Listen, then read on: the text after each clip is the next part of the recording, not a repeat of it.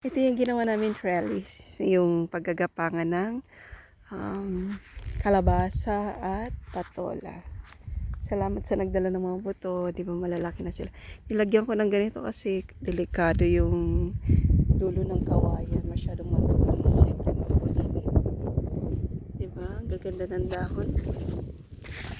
May patola talaga.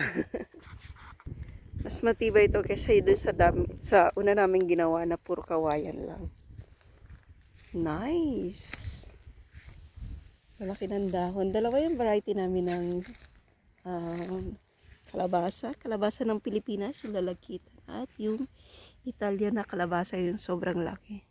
Grabe yung dahon niya, no? Dalawa siya. Ito, kasi 4 yung puno ng upo. Ay, patola. Ito siya. Ito yung kalabasa. Ito yung lalagkitan. Diba? Pero pare silang kalabasa. Ang nice. Sana magbunga kayo ng marami. May bulaklak na dito.